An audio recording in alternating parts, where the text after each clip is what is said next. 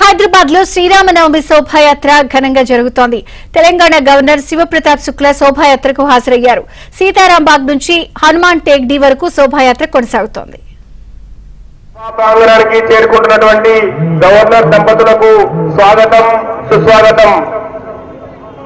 వారితో పాటు నగర పోలీస్ కమిషనర్ సజ్జనార్ గారు, జిహెచ్ఎంసీ కమిషనర్ కర్ణన్ గారికి కూడా స్వాగతం సుస్వాగతం. శ్రీ సీతారాముల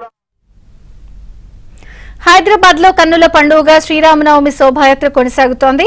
3000 మందితో పోలీసులు కూడా బందోబస్తు ఏర్పాటు చేశారు. వివరాలు మణికంఠ లైవ్ లో అందిస్తారు. Manikanta, over to you.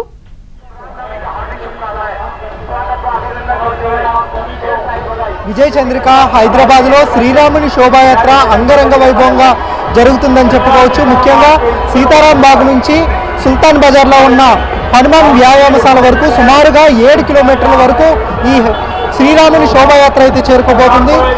ప్రస్తుతం పురాణపూల్ వద్ద అయితే ఉన్నాము. కొద్దిసేపటి క్రితమే మంగళహాట్ వద్దకు అయితే చేరుకుంది యాత్ర. మరికొద్దిసేపట్లో పురాణపూల్ వద్దకు అయితే చేరుకోబోతుంది. ఇప్పటికే శ్రీరామ ఆలయ కమిటీ సంబంధిత వ్యక్తులు కావచ్చు, అలాగే వివిధ ఉత్సవ శాఖ అధికారులు కూడా కావచ్చు, పూర్తిగా ఎక్కడ కూడా ఎలాంటి ఇబ్బందులు లేకుండా ఏర్పాట్లు అయితే చేశారు. మరికొద్దిసేపట్లోనే ప్రస్తుతం మనం చూసుకుంటున్న స్టేజ్ దగ్గర నుంచి రాజా సింగ్ అయితే ఆయన ఉపన్యాసం ఇవ్వబోతున్నారు. అనంతరం ఇక్కడి నుంచి యాత్ర అయితే కొనసాగబోతుంది. ఇప్పటికే పోలీసులు కూడా భారీ బందోబస్తు ఏర్పాటు చేశారు. ఎక్కడా కూడా ఎలాంటి అవాంఛనీయ సంఘటనలు చోటు చేసుకోకుండా పూర్తి స్థాయిలో భారీ బందోబస్తును అయితే ఏర్పాటు చేశారు. సుమారుగా 3000 మంది పోలీసులతో ప్రస్తుతం బందోబస్తు అయితే కొనసాగుతుందని చెప్పుకోవచ్చు.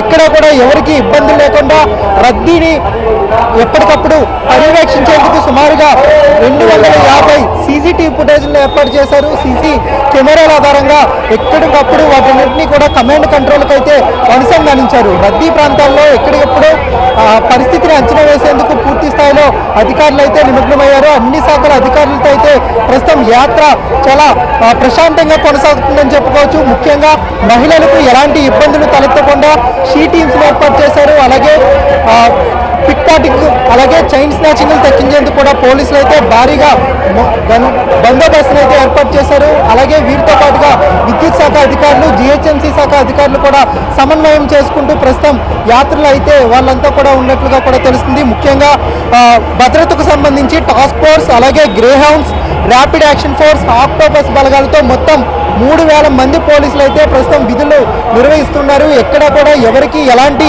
ఇబ్బందులు లేకుండా పోలీసులు అయితే ఈ బందోబస్తును ఏర్పాటు చేసినట్లుగా కూడా తెలుస్తుంది.